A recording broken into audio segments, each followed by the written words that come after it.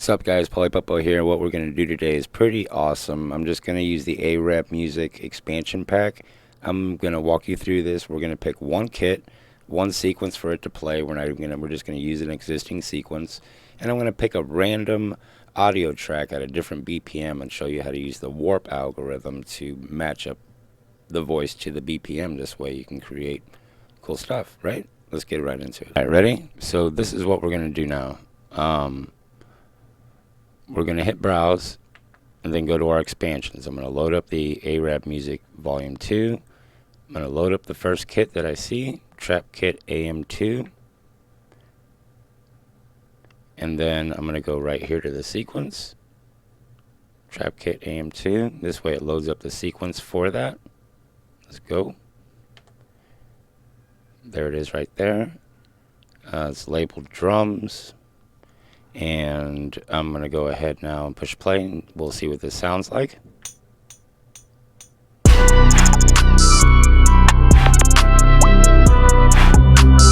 Perfect. We got a nice little BPM at 133.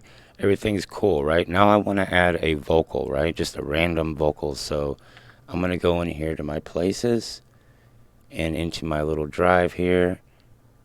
And I'm going to search for just some clean vocals, which I know I have some. Bear with me. We're going to use files from the Neil Normans. Well, in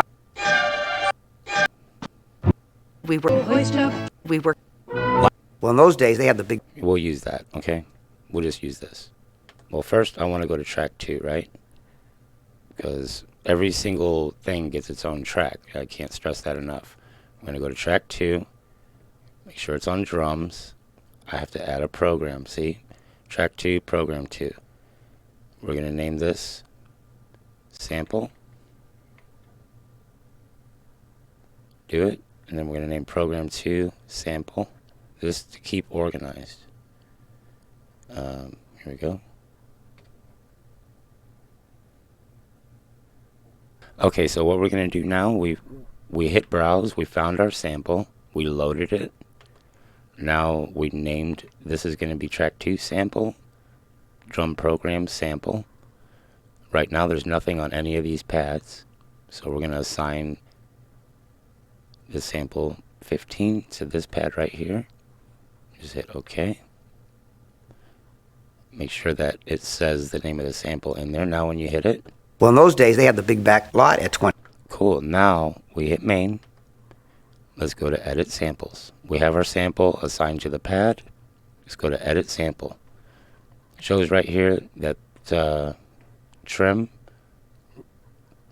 It's got 2 dots there. Trim. It says, I don't know about C3, but right here it says 133.30 is the BPM. So I have to match the main, on the main screen. Let's go to the main screen. And it's at 133.60. Just so happen to match up. But then you go to program edit. And under your samples, you'll make sure that you hit warp. Right now it's at 120.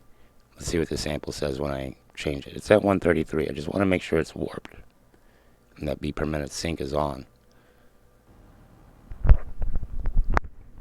Alright, so real quick, after you got your sample, we went to the step sequencer. We made sure it was firing on pad A1. Like I'm going to show you this here. If you have to make sure you select pad A1 before you hit the step sequencer.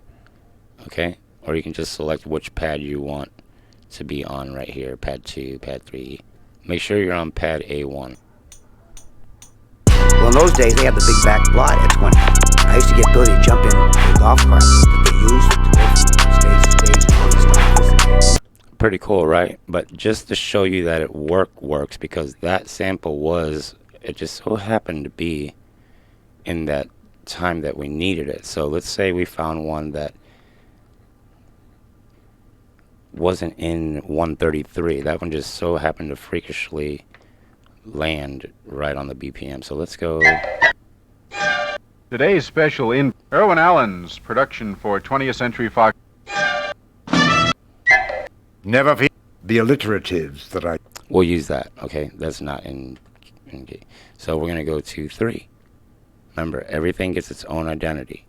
Program, we're going to name it 3 or T, just something different. We know what it is, but name it right. Don't do like this. All right, so we're going to edit sample.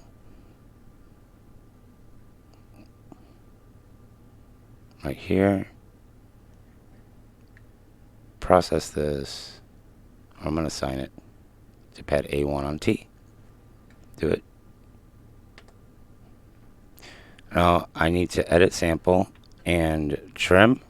It's 8930. Right, so I'm going to go to 8930. Alright, now I got to go to program edit. It says 8930, but I want to warp it to 8930. When I hear this, The alliteratives that are cool, that is going to be sped up quite a bit because I'm going to be, I go back to main, and when I hit this sample and go to 120 where I was, or 133, the alliteratives that I use with the robot are a source still of great joy to me. Bubble-headed booby, Neanderthal ninny comes to mind.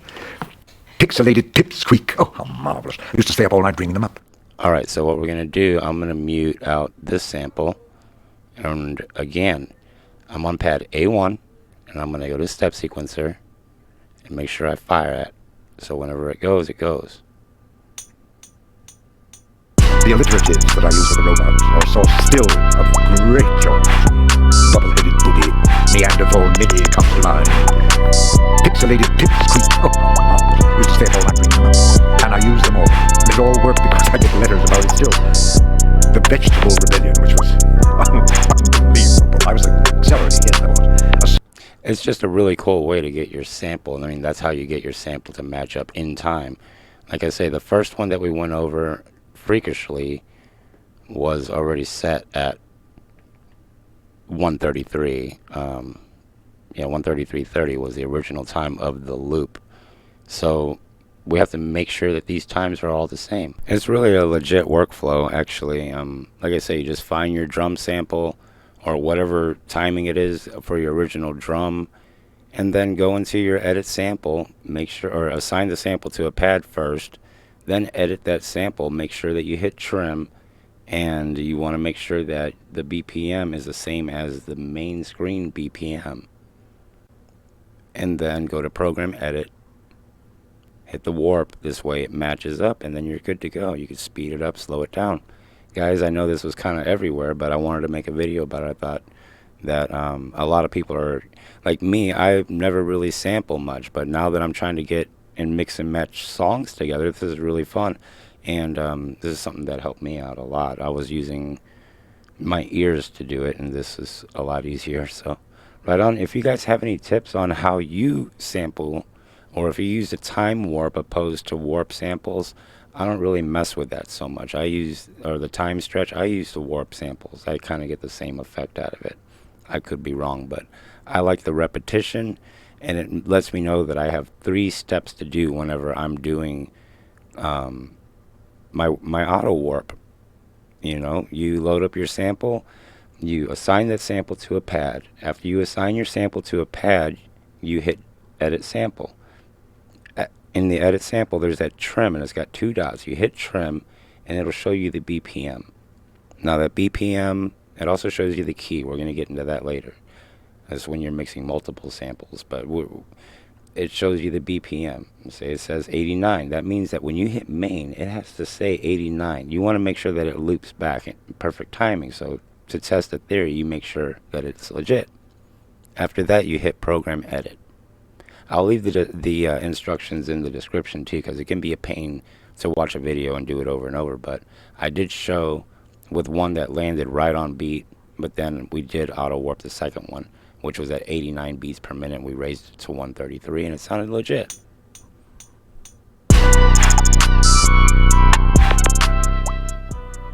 Right on, guys. I'm Polypapo. I hope you enjoyed, and I will see you guys on the next one.